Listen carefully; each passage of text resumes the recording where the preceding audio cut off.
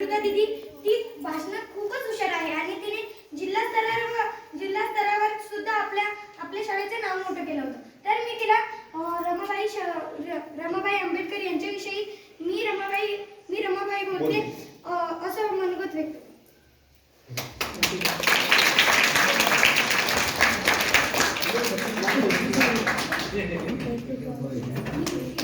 शांत बसा. नमस्कार मंडळी, मी रमाई भीमराव आंबेडकर बोलते. माझा जन्म देवानंदी गावात झाला.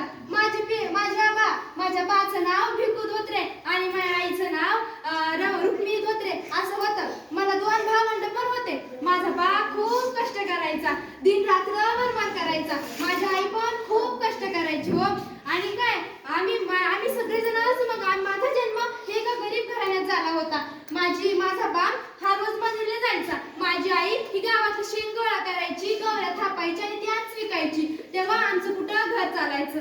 आणि एकदा काय माझी आई अचानकच खाटीवर पडली. अहो, माझी आई खाटीवर पडली. मग माझ्या आईनं माझ्यावरती चांगले संस्कार केले होते. मला घरातलं समजा काम पण शिकविलं होतं. आणि मग मी घरातली धुणी करायची, भांडी करायची आणि स्वयंपाक पण करायची. आणि त्याच बरोबर मी गावात पण जायची, शेंग गोळा करायची, गवऱ्या थापायची, त्याच विकायची. आणि परत माझा बाप पण खूप कष्ट करायचा. माझा बाप दिवसभर कष्ट करायचा. रात्रीला घरी आला की भजन पण गायचा आणि आम्ही पण त्याला भजनामध्ये टाळ्या वाजवून मदत करायचो.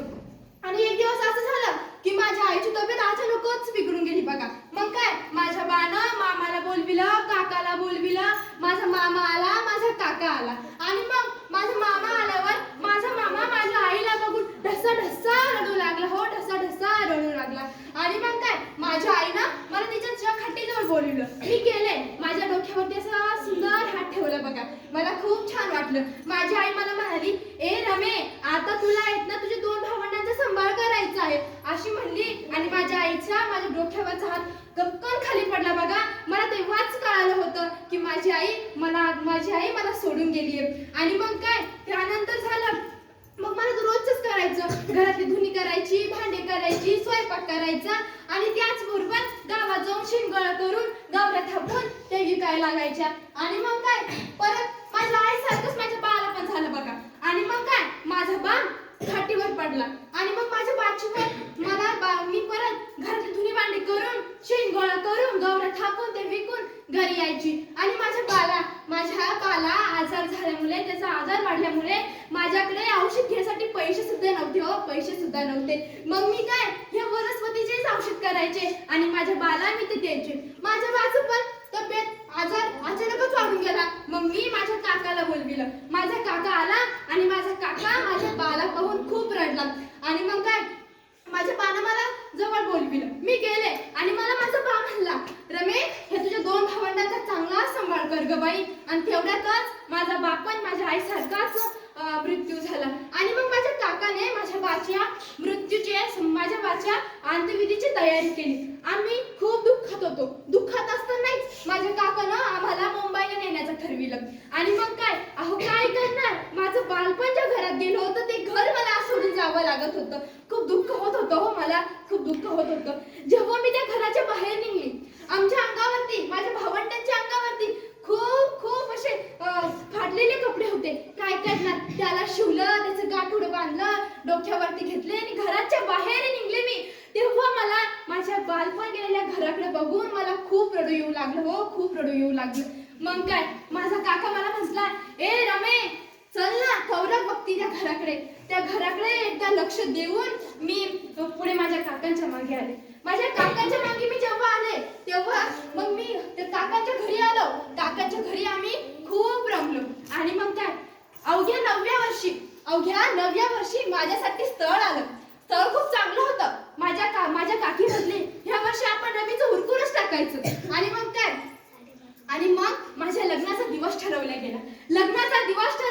दिवसेंदिवस पलटत गेले. माझ्या लग्नाचा दिवस उघडला. आणि मग माझ्या मामीनं मला लुगडं नेसविलं, मला तयार केलं, मंडपात नेण्यात आलं. आणि मग काय लग्न पण लागली. वाटी लावण्यासाठी मामा, मामी, काका, काकी होते बघा. मी माझ्या मामीच्या गळ्यामध्ये पडून खूप ढसा रडले. कारण की तेव्हा मला माझ्या माहेराची आठवण येत होती.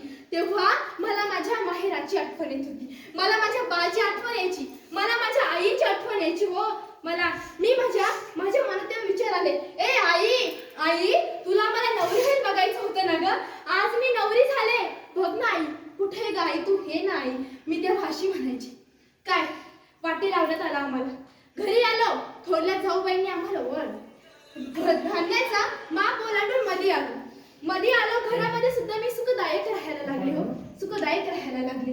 अहो माहिती का, माझे सासरे बा यांना मी मामाईची म्हणायची. अहो मला जेव्हा एकदा माझ्या सासरे भावांनी म्हणजेच माझ्या मामाजींनी मला एक हाक मारली, रमा इकडे ये ग, तेव्हा मला खूप आनंद झाला, कारण की माझ्या सासरीबाई माझ्याशी खूप चांगले बोलायची.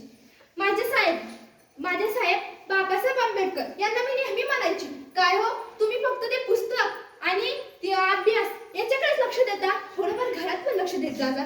मला ते नेहमी म्हणायचे, अगं तुला शिक्षणाचं महत्त्व मी समजून सांगतो, पण मला ते नेहमी महत्त्व सांगायचे समजून सांगत असायचे. आणि मला हे सुद्धा म्हणायचे, ते थांब आज तुला मी शिकवितो, तेव्हा तुला त्याचं पूर्णपणे अर्थ कळेल. पण मी त्यांना म्हणायची, काय हो तुम्ही शिकताय ना, बस हो माझ्यासाठी, तुम्ही शिका, आता मी काय करणार शिकून. पण ते म्हणायचे, अगं शिक्षण हे आपल्यासाठी खूप महत्त्वाचं आहे, आपल्या जीवनात खूप महत्त्वाचं आहे, तू शिक. पण मी म्हणायचे, नाही नको मला, तुम्ही शिका ते, असं म्हणायची. आणि काय 2 वर्ष झाले. 2 वर्षामध्ये आमच्या घराला एक पाजर फुटले. मी यशवंताला जन्म दिला. माझ्या साहेबांनी आमच्या मुलाचे नाव यशवंत ठेवले. का माहितीये का, कारण की माझे साहेब यांचे गुरु महात्मा ज्योतिराव फुले यांच्या मुलाचे नाव पण यशवंतच होते. म्हणून माझ्या साहेबांनी त्यांच्या गुरुच्या मुलाचे नाव आपल्या मुलाचे नाव ठेवायचे असे ठरविले आणि आमच्या मुलाचे नाव यशवंत ठेवण्यात आले. आणि मग काय सुखदायक परिवार चालू होता. अचानकच खूप दुःखानं सामोरे जाऊन आम्ही मुंबईमध्ये 2 जागा घ्यायचे ठरविले. एका ठिकाणी आम्ही घर बांधायचं ठरविलं आणि एका ठिकाणी आम्ही हापीस बांधायचं ठरविलं. मग काय जागा पण घेतल्या, एका ठिकाणी घर पण बांधलंय, एका ठिकाणी हापीस पण बांधलंय. आणि मग काय घराचा प्रवेशाचा कार्यक्रम ठेवलाय आम्ही. मग मी सुंदर छान पद्धतीने नाटी नेसली, सगळी तयार झाली आणि दरवाजावरती उभी राहिली. माझ्या साहेबांची मी वाट बघत होती. माझे साहेब जेव्हा दारावरती आले ना, तेव्हा मला माझा आनंद, माझा हा गणगणात मावेना झाला. माझ्या डोळ्यातून अश्रू येत होते. माझ्या डोळ्यातले अश्रू हे दुःखाचे ऐवजी सुखाचे अश्रू होते. मला खूप आनंद होत होता. माझे साहेब माझ्याजवळ आले. मी स्वतः माझ्या हातांना त्यांना ओवाळलं त्यांना आणि आम्ही दोघं सुद्धा घरात आलो. घरात आल्यावरती समोरच माझ्या मामाजींचा फोटो ठेवलेला होता. मामाजींच्या फोटोला सुद्धा आम्ही हार घातला, त्यांचे पूजन केले आणि आमचा घरप्रवेशाचा कार्यक्रम संपला. आता खरोखरच मी शोभते रमाई भीमराव आंबेडकर. आता मी खरोखरच शोभते रमाई भीमराव आंबेडकर. धन्यवाद.